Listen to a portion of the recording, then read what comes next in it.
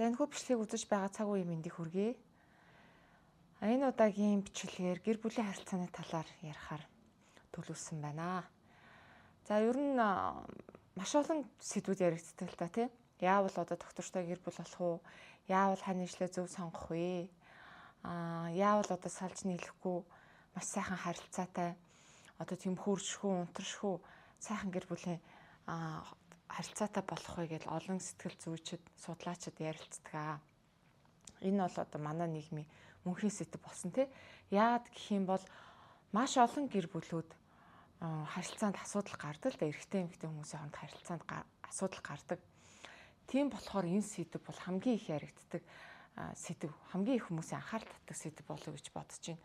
Ер нь хүн гэдэг амьтны хүсэл бол яг л нөгөө нэг хүүхэлдэйн кино дэр гардаг шиг мөнхийн энэ насныхаа заяаны хайрыг олоод тэгээ тэр гоё унтрашгүй, дундрашгүй тийм гоё хайраар насан эцэстлээ тийм ээ хөгшөртлөө сайхан бие бинийгаа хайрлаад хамтдаа энэ хорог туулах, дуусгах хүсэл байдаг. Хүн болгонд энэ хүсэл байдаг. Хизээч одоо салж нийлээл амьдрий. Эсвэл ганцаарцаар баад амьдралыг дуусгая. Эсвэл надад хамаагүй тэгэл салуу салнаас нийлүүл нийлнэз гэдэг ч юм уу. Ингэж ханддаг хүмүүс. Яг хуу шантарсан хүмүүс л иймэрхүү боддог байх л та. Гэхдээ ер нь бол хүн гэдэг маш их хайрыг хүсдэг. Дотроо их ганцаарддаг. Дотроо маш их хайрыг хүсдэг. Зарим нь тэрийг ил гаргана. Зарим нь дотроо нуун. Хайр хэрэггүй юм шиг, хин нэг хайрлах чадахгүй юм шиг. Эсвэл хайрлахаас айж байгаа юм шиг дүр үзүүлнэ. Тэгээ ерөнхийдөө бол өмнөх одоо хүмүүсийн ярьдаг ч юм уу эсвэл өмнөх цаг хугацаанд ярилцдаг байсан гэр бүлийн бат бөх харилцааны сэдвийн тухай яг л ижилхэн зүйлийг давтахыг хүссэнгүй. Яагаад гэхээр энэ цаг мөч болохоор дэлхийн ухамсарын шилжилтийн цаг мөч учраас бүхэл зүйлийг шинээр ойлгож, шинээр зохицлоод, шинээр хүлээж авч бүтээх шаардлагатай болж байна л та. За бид нэр хуушныхаараа яваал ах юм бол магадгүй ингээ бага наснд нь хүүхдүүдийг сүү тавиулаад тий удам мургийг хараал, зурхааг нь тааруулаад за эцэг хин шийдвэрийг гаргаад тодорхой насанд хүрэнгүүт нь гэрийн өгөөд, морь малын өгөөд ч гэдэг юм уу. Ингээ явах байсан. Гэхдээ энэ цаг үе бол яг тэр хуушны соёл ёс заншлыг бол буруутгах зүйлгүй. Маш их тийм бодлоготойгоор мэдрэмжтэйгээр зохицуулжсэн аль болох тэр бат бөх гэр бүлийг сайхан харилцааг үүсгэхийг зорж ирсэн тийм ээ. За одоо энэ цаг үед болохоор 3 хэмжээст ухамсарын түвшнээс 5 хэмжээст ухамсарын түвшин рүү шилжиж байгаа дэлхийн энерги давтамжийн маш онцгой цаг үе учраас бидний гэр бүлийн харилцаа ч гэсэн өөрчлөгдөх ёстой. Тогтсон үзэл санаач өөрчлөгдөх ёстой. Ингэж нөгөө нэг хүний дотроо хүсээд исэн тэр гоё агуу хайр, тэр гоё кинон дэр гардаг, хүүхэлдэйн кинон дэр гардаг бие бинийгаа дундаршгүй мөнхийн хайраар хайрлаж энэ хорог хамтдаа туулаад хамтдаа үүдэх тэр гоё хайрлуу чинь дөхөн гэсэн үг байхгүй юу? Яагаад гэх юм бол 5 хэмжээст ухамсарын түвшин, 5 хэмжээст энергийн давтамж нь өөрөө тийм асар их хайрлаг, асар их гэрэл гэгээтэй ер нь бол бүхэл юм бодсон санснаар бүтдэг тийм гоё энергийн давтамж юм. Тэгэхээр энэ тал дээр ерөнхийдөө ихтгэлтэй байж болно. Би өөрийнхөө хүссэн харилцаагаа үүсгэн хүссэн гэр бүлтэй болно. Эсвэл гэр бүлтэй хүмүүс нь те өөрийнхөө яг ямар гэр бүлтэй байхыг хүсдгийг, ямар хань ижилтэй байхыг хүсдгийг те харилцааны хувьд тэр харилцаа яг л миний хүссэн нэр байж болно. Хүснээр байж чадна гэдэгтээ ихтгэлтэй байх хэрэгтэй хамгийн эхлээд. Яагаад гэвэл дэлхийн энергийн давтамж өдөр эртсэн өсөж байгаа. За энэ цаана ямар утгатай вэ гэхээр та бидний бодол, хүсэл, амархан биелэх нөхцөлийг өгж байна. Та бидний үүлийн өвөр, карма, амархан шатах, хурдан хугацаанд шатаж дуусах тэр боломжийг өгч байна. Хүмүүс ухамсарын хувьд хурдан гээгээрэх, хурдан сэрэх, сэхэрэх боломжийг бас өгч байна. За үүний дагуу 5 хэмжээс болон түүнээс дээш хэмжээст ухамсарын түвшинтэй гэрлийн ажилтнууд биет байдлаар болон биет бус байдлаар ажиллаа хийж байгаа. Ер нь бол гэрлийн ажилтнуудын тухай товч ярих юм бол хүн нас барлаа гэхэд одоо төөрсөн нас барсан хүмүүсийн төөрсөн сүнснүүдийг гэрт нь аваачих, эсвэл зөв замд нь оруулах ч гэдэг юм уу. Тийм ажлыг хийдэг гэрлийнхэн байна. Мэдээж нөгөө бидний одоо сүнс гэж ярьдаг сүнсгэл биетээр тийм ээ. За эсвэл хүмүүсийн хүслийг биелүүлдэг сахиусан тэнгэрүүд гэж ярьдаг. Тэд нар чинь бас хүний төрөл аваад ирчихсэн байж гэн. Зарим нь өөрийнхөө тэр өндөр давтамж хэмжээстэй буюу сүнсгэл биеэрээ хүмүүсийн хүслийг сонсоод аль болох олон хүнд туслаад аль болох олон хүмүүсийн амьдралд нь гэрэл хийгээ оруулчих гад олон хүмүүсийг сэрэх гээд ингээд бүр ингээд баг бүрэлдэхүүнээрээ ажиллаа хийгээд эхэлсэн байхгүй юу? Энэ шилжилтийн цаг үеийг тохиолдуулаа. Тэгээ аль болох хүмүүс маань хурдан гэгээрээсээ сэхээрээсээ өөрийнхөө сүнсний гэрээг сүнсний гарал үүслээ санаасаа бүх зүйл сайхан болоосой гэд гэрлийнхэн ил болон дад ертөнцтэй маш их одоо ихээр цуглан ирч байгаа энэ дэлхий дээр. Тийм учраас яагаад өөр өөртөө итгэвэ гэдэг чинь итгэвэ гэж хэлдгийн учир шалтгаан нь ерөөсөө л танд туслах маш олон гэрлийн биетүүд байгаа гэдгийг санах хэрэгтэй байхгүй юу? Та ганцаараа биш. Танд өвөг дээдсүү чинь тусалж байна. Өвөг дээдсүүд чинь дээд тэнгэрээс хараад буюу өөр ертөнцөөс биднийг ивэж хараад ерөөсөө л хичээх юм бол хүсгэл юм бол жоохон ч гэсэн хичээл зүтгэл гаргаад жоохон ч гэсэн эрэг тал дээр өөрчлөлт гаргаад ухамсараа сэрэх гээд ингээд хичээгээсээ жоохон ч гэсэн хөдөлмөр гаргаасаа тэгэх юм бол бид нар ингээд бүх талаасаа дэмжчих юмсан тусалчих юмсан гэж хараад байждаг. Мөн гэрлийн ажилтнууд энэ тал дээр бас ажиллаж байдаг. Яагаад гэхээр хүн өөрт нь сонголт байдаг байхгүй юу? Би ухамсар сүнсээ сэрэх үү, сэрэхгүй юу? Би амьдралдаа өөрсдөө оруулах уу, оруулахгүй? Би дотгошоо авах уу? Би үнтэйг нүүр тулах уу? Би хөгжиж дэвших үү? Би өөртөө ажиллах уу, өөрийгөө засах уу, яах уу гэдэг чинь тухайн сүнсний сонголт байдаг учраас хизээч хинч үүнд хөндлөнгөөс оролцож хүчээр одоо гэрлийн зам руу оруулах гэж үзэхгүй. Тэгээ тухайн сүнс өөрөө өөрчлөгдөхийг, өөрөө гэрлийн зам руу орохыг, үнтэйг нүүр тулахыг, өөрийгөө ангаахыг тийм ээ.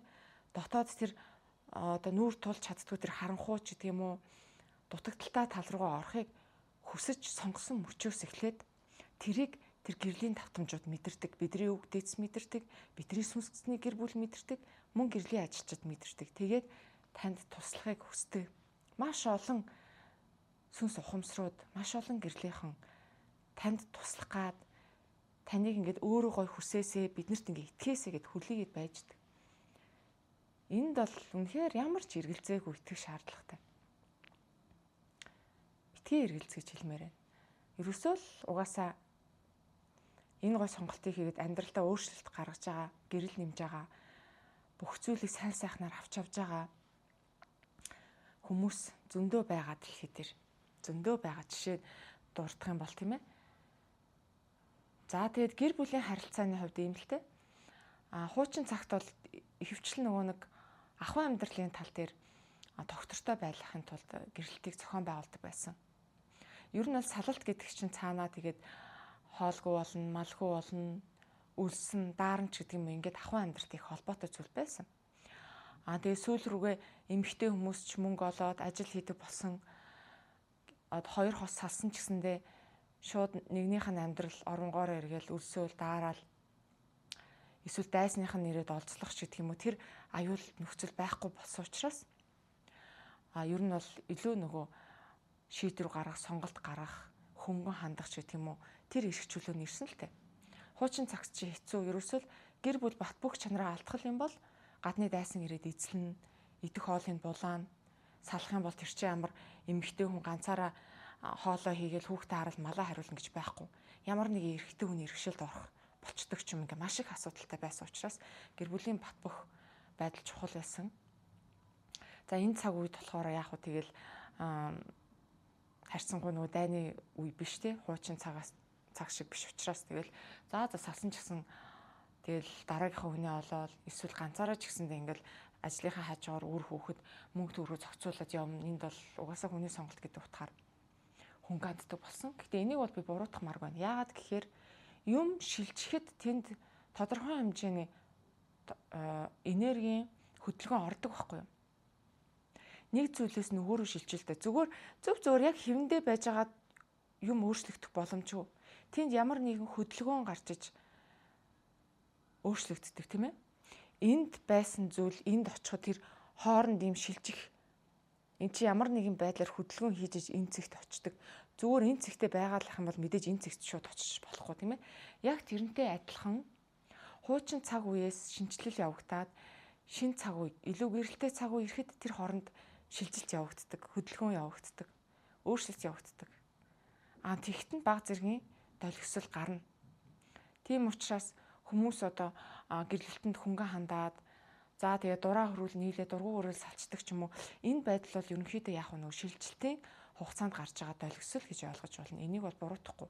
Ийм цаг үе байж иж ийм хөдөлгөөн гарч иж дараагийн өндөр цаг үеийг угаасаа өндөр давтамжтай цаг үеийг угаасаа шилжих нь тодорхой байхгүй юу? Тэгэхээр энийг ерөөсөө би буруутгаал эсвэл ийм сонголт шийдвэрээр амьдарч байгаа хүмүүсийг буруутгаал өөрийгөө эсвэл буруутгаасаа гэж ерөөсөө хүсэхгүй байна. Угаасаа л энэ болох ёстой зүйл байсан байхгүй юу? Энэ гэр бүлийн салал тогтворгүй байдал болох л ёстой зүйл байсан. Харин эннээсээ цаашлаад хүн сургамж аваад өөрчлөлт гараад хүмүүсийн ухамсар сүнс илүү сэрээд нөгөө тав хэмжээс ухамсар буюу шин тогтолцоороо шилжих юм аа. За тэгэхээр тав хэмжээс ухамсарын төвшөнд гэр бүлүүд бол үнэхээр гоё бие биендээ үнэнч, дотн нөхцөл болцлоггүйгээр бие биенийгаа хайрладаг, хүндэлдэг, өөр хүүхдүүд нь жаад жаргалтаа өсдөг. Ямар нэгэн хуучных шиг гэмтэл сэтгэлийн гэмтэл трама байхгүй, ямар нэгэн өвчлөл байхгүй. Бие махбодын хувьд, сэтгэл санааны хувьд, зүрх сэтгэл сүнсний хувьд тэр бол цоо ирүүл гэр бүл зохицлох байхгүй юу? Тэгэхээр энд юусоо эрэгтэй эмэгтэй хоёр хүний ухамсар нь сэрсэн тохиолдолд энэ бүрэн боломжтой байдаг. Хэрвээ хоёулынгийнх нь ухамсар сэрээгүй, хэрвээ хин нэгнийх нь ухамсар нь сэрээгүй бол энэ боломжгүй зүйл болдог. Яагаад гэхээр ухамсар сэрж байж хүн өөрийгөө анзаарч эхэлдэг. Өөртөө ажиллаж эхэлдэг байхгүй юу? Өөртөө дүгнэлт хийж эхэлдэг. Илүү ухамсараа ажилуулж яавал зөв байх тэр гарц гаргалгааг олж нээдэг байхгүй юу? Харин ухамсар унтаа байхад хүний тэр сэтгэл, бодол, зан ааш ерөөсө замбраагүй, контролгүй явж идэг. Тэрэнд ямар нэгэн барих, ажиглах, засах, янзлах ухамсар байхгүй гэсэн үг. Зүгээр л одоо тархинд нь бодол орж ирэнгүүт шууд тэрүүгээрээ харьцаж хандаал. Эсвэл нөгөө нэг ийм нийгмийн нөлөөг бол асар их нөлөөлж байгаа шүү дээ хүнд. Хүн ямар нийгэмд өсөж гин, хаана өсөж гин гэдгээс шалтгаалаад ерөөсөө л тэрийг маасыг дуурай хандлагатай байдаг сэрэг ухамсар. Бусад хүмүүс бие биентэйгээ яаж харьцаж гин, бусад гэр бүлүүд ямар байна, хүмүүс өөр нэвчлэн ямархуу байдалтай амьдарч гин, шууд тэрийг өөр дээрээ тусгаж авч нэг мэтгэл хэрэгжүүлдэг болцсон байдаг. Гэтэ тэрийг өөрөө анзаардаггүй, өөрөө анзаарахгүй. Тэгэхээр нийгмийн массын нөлөөнд ерөөсөө аваад эсвэл автаад эсвэл нөгөө багтаа ямар гэр бүлийн орчинд өссөн тэр нэг мэдээллийг тархинд авчиж байгаа шүү дээ. Багтаа ямар гэр бүлтэй байсан, ээж аав нь хоорондоо ямар харьцдаг байсан.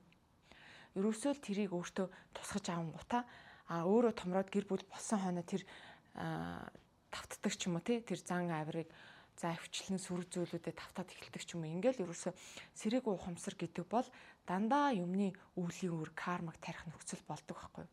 Тэгэл нөгөө үүлийн үр кармаанда хутгалтаад сүрэг талаараа шүү дээ. Нөгөө маргаа, нөгөө үнж бус байдал, нөгөө хүсэл тачаалдаа баригдах ч гэх юм уу. Хорвоо ертөнцийн гоё сайхан зүйлийг мэдрэхгүй байжгаад өөрийнхөө сонгосон босгосон гэр бүлийг маш амархан нураадаг. Тэгэхээр энд бол юу гэж хэлэх гээд байна вэ гэхээр энэ сайхан аз жаргалтай үлгэр кино шиг гэр бүлийн харилцааг бүтээхийн тулд хоёулаа ухамсарын хувьд сэрсэн байх шаардлагатай. Өөрөөр ямар ч арга байхгүй. Эсвэл нэг нь сэрчээд байдаг, нөгөөт нь сэрэхгүй. Тэгвэл нэгнийхээ л энергийг сороод иш, нэг нь хичээгээл байдаг, өөртөө ажиллаад байдаг, өөртөө бурууг өгөөл байдаг те.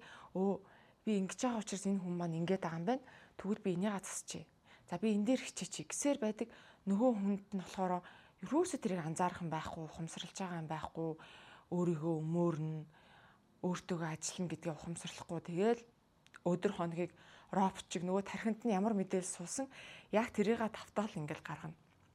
Ингэсээр байгаа нэг нь туйлтаад тэгээ тэр удаан тисэхгүй нөгөө ганц хичээж байгаа хүн удаан тисэхгүйгээр салдаг ч юм уу эсвэл харилцаандаа өөрчлөлт гарах гэдгээ гаргая гэдэг бодлоо бүр болоод тэгэл тэр ямар ч ад жаргалгүй нэг тийм өхмөл харилцаагаар олон жил амьдардаг.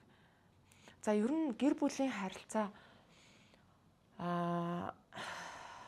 онцгүй одоо бие биенийхээ гоё хайрладгүй, хүндэлдэггүй, ойлгодгүй, үнэнч бус энэ үед бол хүний сэтгэл, хүний одоо тэр сүнс гэдэг зүйл маш их гэмтдэг, шархалдаг, эрчим энерги нь ундаг, дархлаа нь ундаг, үүнийгээ дагаад амархан хөгшөрдөг.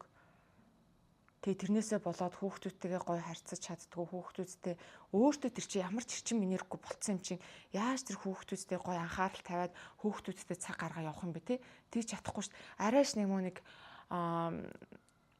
орон байрныхаа идэх хоолныхоо мөнгийг болоод арайш өөрийнхөө нэг эрүүл мэндийг хадгалж үлдээд үлдэхгүй бололтгүй тэгэл айгүй амархан ядраал амьдрал ингээл саарл бараан болоод улам нөгөө тархиг руугаа шилжээл хүн ингээд юм стресстэй бухимдалтай амьдрал руу шилждэг. За хэрвээ гэр бүлийн хоёр хүн хоёулаа ухамсар сэрээгүй байх юм бол тэр зүгээр л нэг тархины нэг өчүүхэн төсөөлөлд тархинд суусан тэр нэг өчүүхэн хүүхдийн юм шиг тэр нэг хийсвэр мөрөөдөл худлаа итгэл найдвар дээр үндэслэж хоёр хүн гэр бүл болцоод ухамсар сэрээгүй тохиолдолд нөгөө үдсэн киногаараа төсөөлдөг, үдсэн үлгэрээрээ төсөөлдөг, мөрөөдлөөрөө төсөөлдөг. Эсвэл бага насныхаа тэр гэр бүлийн дурсамжаар ч юм уу төсөөлөөд өстой гоё байна. Би энэ хүнд ста нэрээ маш их дурлж чинь, татагдчих чинь энэ хүнтэй л байх юм бол тэгэл өөр надад юу ч хэрэггүй битээр дандаа юм гоё харилцаатай байна.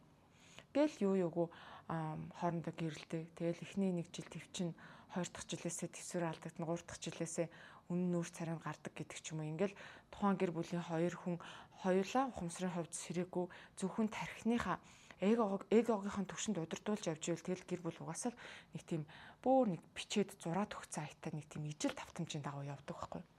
Тэгэхэд одоо үеийн одоо нөгөө сэтгэл зүйн шинжлэх ухааныхан буюу одоо сэтгэл зүйчд гэж байгаа шүү дээ тийм ээ. Сэтгэл зүйч ч юм уу одоо гэр бүлийн зөвлөгөө өгдөг хүмүүс ч юм уу тэдний яриаг сонсохоор ерөөсөө хуучны хэмжээстэд баригдаад байгаа байхгүй. Одоо ч бид нар өөрчлөгдөх гээд байна. Эхнээсээ зарим сэрээд эхэллээ. Биднэрт одоо шин зүйл хэрэгтэй шүү дээ. Ямар ч юм дээр эрүүл мэндийн тал дээш тэр, боловсролын тал дээш тэр, гэр бүлийн харилцааны тал дээш тэр бүх юмд шин зүйл хэрэгтэй, шин мэдээлэл хэрэгтэй. Хуучны 3 хэмжээстийн тэр зөвлөгөө баримтлал биднэрт хэрэггүй шүү дээ. Яа гэх юм бол хараа хүн чин сэтгэлээсээ хүсээгүй байхад за гэр бүл гэдэг чинь ийм байх ёстой, эмэгтэй ингэх ёстой, эрэгтэй тийх ёстой. Тэгжиж хоёр гэр бүл гоё яд ингээл нэг юм одоо сонсч чин заалах чин эсвэл нэг номноос уншиж чин те. Тэнгүүтээ дотроо яг тэрийгэ бүрэн гүйц тухамсарлаж сэтгэлээсээ цаанаасаа ингэж ундарч гарч ирээгөө зүгээр тархиндаа тэр мэдээллийг суулгангуудаа ингүүл гэр бүл гоё байдаг гэсэн. Тэгвэл би эмэгтэй нэм чин тэгээ эрэгтэй нь болохоор тэгвэл би эрэгтэй нэм чин ингэгээд цохомол дүр үүсгээд нөгөө унснараа явах гад өөрийгөө хүчлээд энэ нь бол хол явахгүй штэ. Тэгэхэд ийм л зөвлөгөөг өгөөд байгаа хгүй одоо хүртэл. Угаасаа ингээд хүмүүсийн ярьж байгаа зүйл гарсан гэр бүлийн харилцааны тухай ингээд зөвлөгөөний ном замыг уншихаар угаасаа л нэг тийм юмд л баригдсан байдаг. Нөгөө 3 хэмжээст буюу нөгөө тархиныхаа л төвшөнд те. За иш дээр үеэсээ гэр бүлүүд ингэдэг байсан юм аа. За одоо эмэгтэй нь ингэж ир нөхөртэй харьцуул гоё байдаг юм аа. Эрэгтэй тэгж харьцчихъя гэдэг. Бид нэр яг ингээд робот юм шиг те. Яг нөгөөдх нь ямар ч нэг дотроос ухамсарлаж ойлгож сэтгэл зүрхнээс гараагүй юм ингээд хэрэгжүүлэх гээд үзэх юм уу. Тэр энэ бол удаан явахгүй. Мэдээч яг уу би биндээ сайхан хандаал те. Хүсээгүйсэн ч гэсэн өглөө ишт босоод цай ундын бэлдэж өгөөл. Хүсээгүй байсан ч гэсэн худлаа өнө уцаар ярил хайртай шүү гэж хэлдэг ч юм уу. Тэгэл ийм хуурамч дүр байдлыг хилээд идэх байхгүй. Одоо бидний 10 жилийн програмын хичээл шиг тийм ээ. Ерөөсөө л нэг дээр нэгийг нэмэн тэнцүү 2 гардаг. Энийг энтэй үржүүлэхээр тэгдэг. Энийг ингэж хуваах юм бол тэгдэг. Энэ бүх томьёолоор явах юм бол чи бодлогоо зөв бодно гэдэг шиг гэр бүлийн харилцаан дээр хүртэл томьёол гаргацсан. Тэгэл тэр чин дандаа нөгөө сэрэг ухамсарууд зориулсан байхгүй. Яг л нөгөө тархиараа амьдардаг ямар ч сэрсэн ухамсаргүй хүмүүсийн мэдээлэл. Гэтэл монголчууд ч хамгийн түрүүнд эхлээс ирж байна. Монгол хүн тэглэж хөвчлэн дандаа өндөр хэмжээстэд байсан сүнсний туршлагатай байдаг 5 6 7 8 дахь төвшөнд байсан сүнсний туршлагатай байдаг болохоор тэрийг дороо санана. За эхнээсээ тийм ч учраас эхнээсээ энэ шилжилтийн цаг үед эхнээсээ ухамсарн сэрээ явж хахад одоо тэр сэрээгүй хүмүүст зориулсан тэр гэр бүлийн зөвлөгөөч юм бол хэрэггүй шүү дээ. Шинжлэх ухаан гэдэг зүйл чинь ерөөсөө тийм юм түүний барьцдаг. Нөө томьёогоор бодвол зөв гэдэг шиг. За эмэгтэй нь ингээд ингээрээ, эрэгтэй нь ингээд ингээрээ тэгвэл та хоёр гоё байна гэл эн чинь өхмөл харилцаа шүү дээ. А сэрсэн ухамсар бол хинээс ч юунд ч заалгаад энэ тэндээс ном уншаад ах шаардлагагүй. Зүгээр нэг жоохон тунгаалтын бясалгал хийгээл зүгээр нэг жоохон өөртөөгөө ярилцаж бясалгал хийгээд ч юм уу ингээд л сэтгэл зүрхнээс нь ундардаг. Яагаад сэтгэл зүрхнээс нь ундардаг юм бэхээр тэр дотоод хөх сүнсэнд нь мэдээлэл байна штэ. Дотоод хөх сүнсэнд нь тэр өндөр хэмжээстэй тэр өндөр гой харилцааны бат бөх гэр бүлийн тэр гой үргэлж дуусахгүй мөнхийн тэр нөхцөл болцлогоо хайрлж исэн тэр туршлагын мэдээлэл нь дотоод хөх сүнсэнд нь байгаа учраас тэр нэгэнд нээгдээд ухаад эхэлсэн цагт зүрхнээс ундарч гарч ирдэг. Хинч заалаагүй хинч хилээгүй байхад өөрийнхөө үнэнтэй нүүр тулдаг, өөрийнхөө дутагдaltaй ажилдаг, өөрийгөө анзаарч эхэлдэг. Хажуудахыгаа мэдэрч эхэлдэг өөршөө. Хажуудахыгаа хүний цаана болоод байгаа юмыг мэдэрч эхэлдэг. Юу хүсээд байгаа нь тэрийг сэтгэлээсээ өгч эхэлдэг. Ерөөсөө тийм нөгөөтгөнтөө таалагдах гад гэр бүлийн харилцаагаа авч үлдэх гээд хүчээр хүсэж байгаа минь өгөхтэй биш. Үнэхээр дотроосоо өгмөр санагдаад, дотроосоо ойлгомоор санагдаад, дотроосоо нөхцөл болцлого хайрламар санагдаад хажуудгаа хайрлаж эхэлдэг. Хэрвээ хоёр хос ийм байх юм бол тэр гэр бүл үнэхээр ямар нэгэн асуудалгүй байна.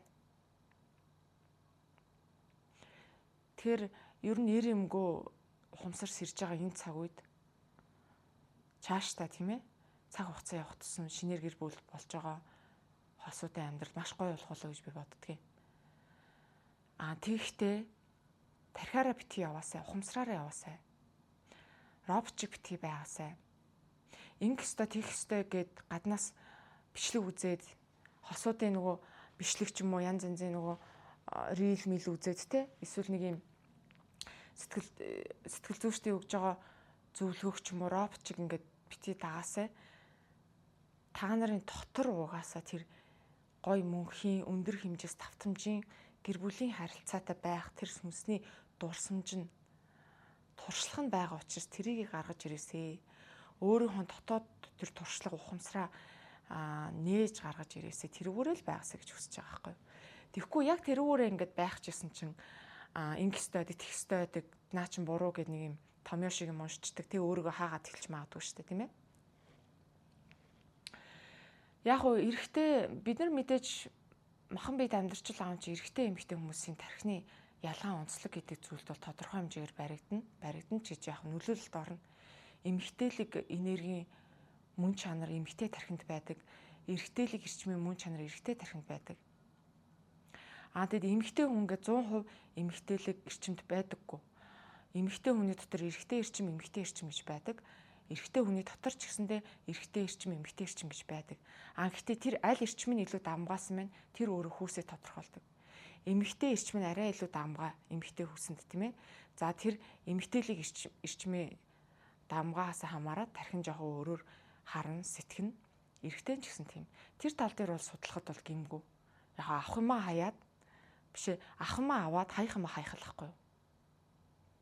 Ерөнхийдөө эм эрчим гэдэг чинь энэ тал руугаа ер нь явдаг юм байна шүү. Энэ тал руугаа хорвоо ертөнцийг харддаг юм байна шүү.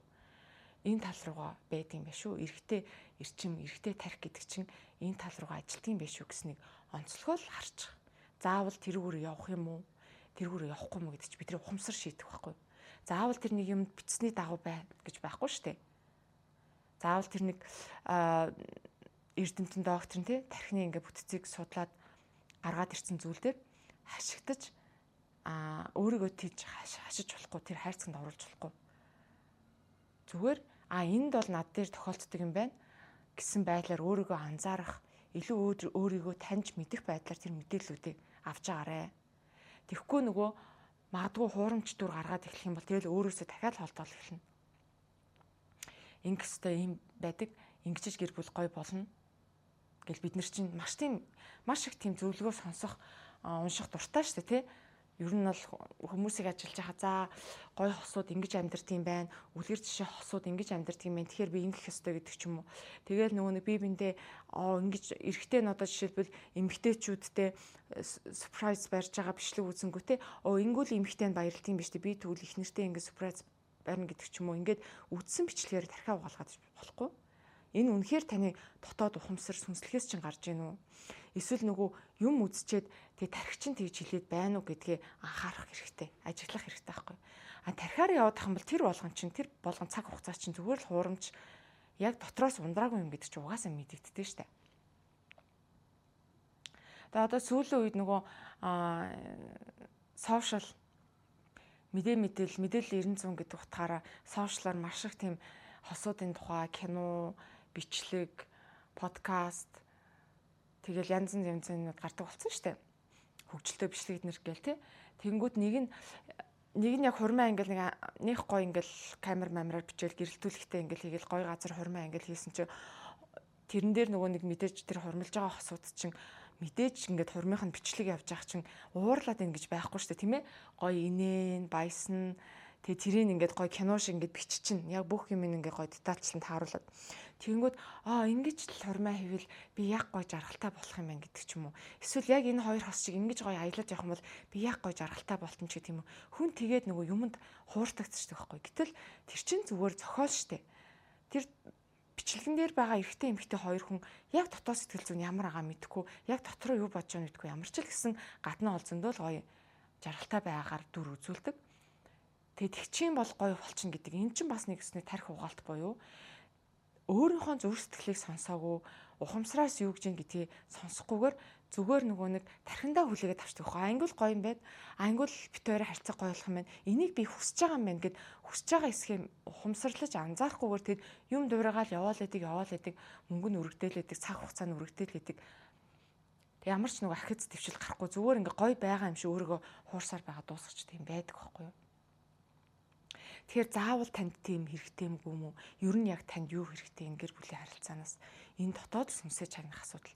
Дотоод сүнсээ чагнаж гин, тунгаалтын бясалгал хийж гин, өөрийгөө ухаж үзэж гинэ, өөрийгөө анзаарж гин гэдэг чинь сэрсэн ухамсартай хүмүүсийн, сэрсэн сүнстэй хүмүүсийн хийдэг зүйл байхгүй юу?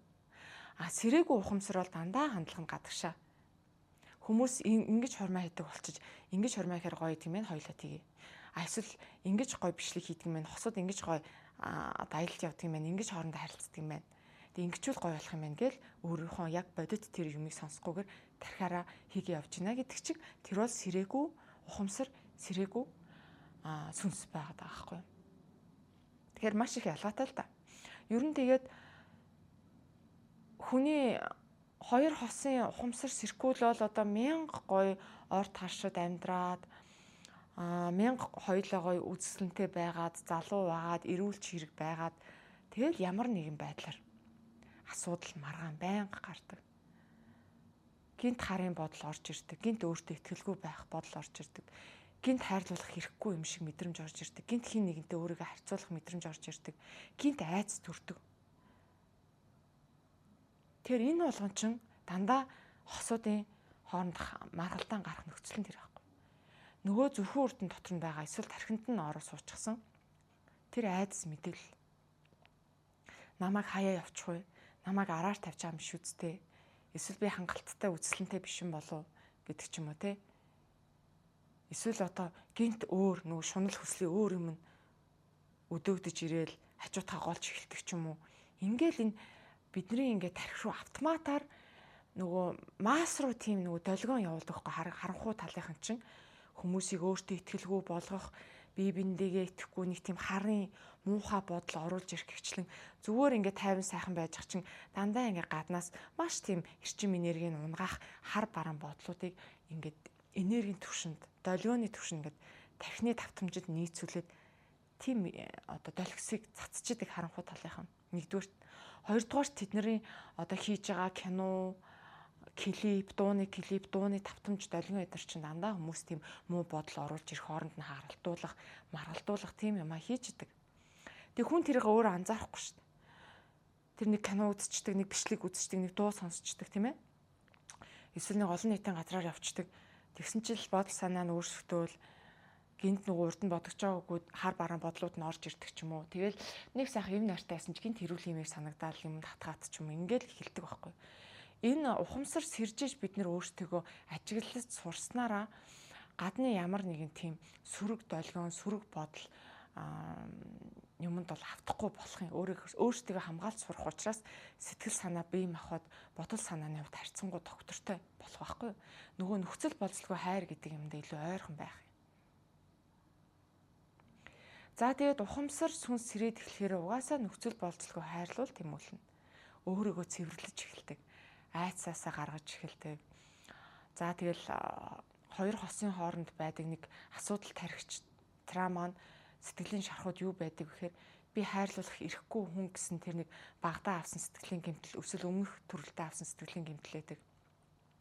Эсвэл хаягдчихсэн, ганцаардчихсэн тэр нэг айцсан сэтгэлийн гэмтэл нь байж байдаг. Ингээл иймэрхүү юмнууд чинь сэтэрч эхлэхээр л гэр бүлийн маргаан болж эхэлдэг. Заримд нь болохоор ингээд тэр нэг доод хүрднүүдийн хүсэл тачаал юм байна тий. Ерөөсө тэрэндээ дээд ухамсар нь тэр доод хүрднийхээ амийг захирч чадахгүй байна гэдэг чинь бас хэцүү. Яад гэвэл дээд ухамсар нь хөгжөөг байхгүй юу?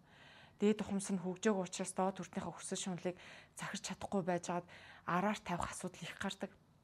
Энэ бас л нөгөө сэрэг ухамсарын үйлдэл. Ухамсар сэрээд эхлэхээрээ оройн хүрд, мэлмийн хүрд чинь бусад хүрднүүдэд захираа явцдаг. Анзаараад явцдаг. Хамгийн зөв сонголтыг гаргадаг болдог учраас ер нь бол нэхэр аргатай алдаа гаргаад хин нэгний гомдох үйлдэл хийхгүй. За гихчлээ ингээд одоо ерөөсөө цаг үе өөр болж байна. Хүмүүс ухамсар сүнсэн сэрж эхэлж байна. Хуучныхан шиг ч гэжтэй яг нөгөө сэрээгүй ухамсарын төлөө хэсэг сэрэг ухамсарын төлөө явсан шүү дээ. За тэр хар бараан учир нь олдохгүй ингээд хэрүүл маргаан зодонтой үе ер нь бол цаг мөч явах тусам жил ирэх тусам багасна гэдэгт итгэж байна. Гэхдээ яг хүнд бас нэг юм үйл өөр карманы хууль үйлчлдэг л дээ. Тэр нь зарим хүмүүст нь эрүүл мэндийн асуудал болоод ороод ирсэн байдаг. Зарим хүнд нь гэр бүлийн харилцааны асуудал болоод ороод ирсэн байдаг. Буруу хүнтэйгээ явж ир дандаа буруу хүнтэйгээ суудаг, буруу хүнээгээ дагдаг. Эсвэл өөрийгөө хайрлуулах хэрэггүй юм шиг мэдрэмжийг төрүүлдэг, ганцаарлын мэдрэмжийг төрүүлдэг, хинч биш юм шиг мэдрэмжийг төрүүлдэг ч юм уу те. Тэр айцыг өгдөг зүйлс чинь ганцхан тэр сэтгэлийн шарах биш. Эн чинь удам дамжсан тэр карма хараалж чадханаас болоод ч гэсэндээ хүнд тийм сэтгэлийн шарах ороод ирэх боломжтой байдаг байхгүй юу. За тэгээд зарим нь бол яг аз болж сүнснийх нь гэрээнд тусгагдсанаас ч тэрөө эсвэл буян заяатай хүн болж таарснаас ч тэрөө энэ бүх зовлон бэрхшээлийг авахаас нь урьдч ухамсар сүнсэн сэрээд өөрийгөө сайхан амьдрал руу орсон байна. Зарим хүнд нь тэр сүнсний гэрээний дагуу ч юм уу те ямар мэдгүй штэ хүний амьдралын сан маш их тийм өвлийн учир шалтгааны энергийн хууль явж идэг учраас мэдгүй. Үнэхээр сүнснийхаа гэрээний дагуу ч юм уу эсвэл нөгөө нэг буян заяан дутаад үйл өөр кармагаа зовлонгоор идэх гээд ч юм уу ингээл ерөөсө таарч тохирохгүй хүнтэй гэр бүл болоод сэтгэл болон бие махбодын зовлон зүдгүүр амсаад явж байгаа. Тэгтээ бичлэгний эхэнд хэлсэн шиг гэрлийнхэн биднэрт цаг үе болгон туслах гэж хичээдэг юм аа.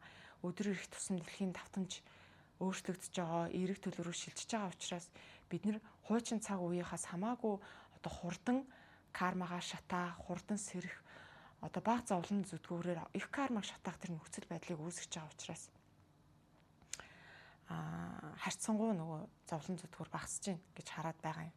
Ер нь бол үнэхээр өөрөө хичээгээд зүтгээд явах юм бол боломжгүй зүйл гэж байхгүй. Тэгэхгүй тэгэл бууж өгөөл те за угаасаа би өвлийн үртэй юм байгаа. За надаа буян заяа туцсан бааз. Эсвэл за ийм л юм байгааз гэд бууж өг гэсэн үг биш. Хүнд угаасаа л амьдралын олон сонголтууд байдаг.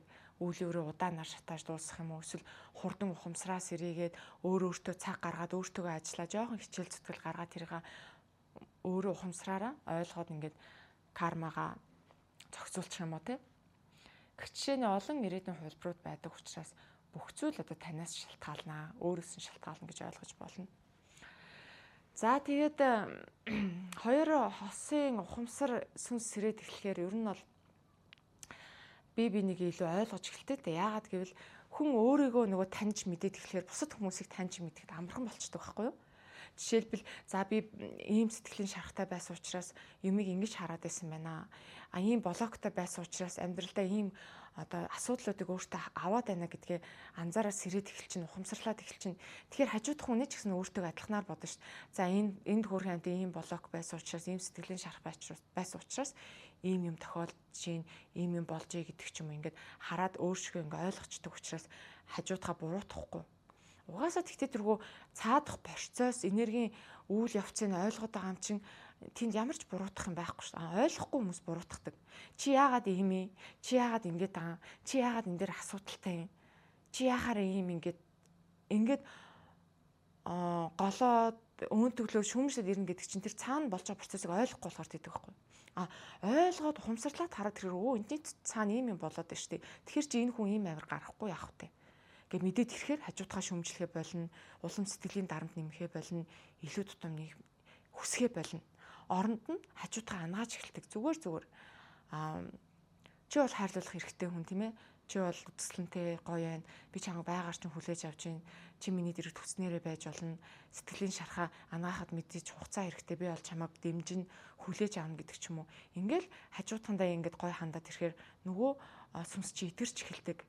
Хурдан сэрдэг, хурдан цасардаг байхгүй юу.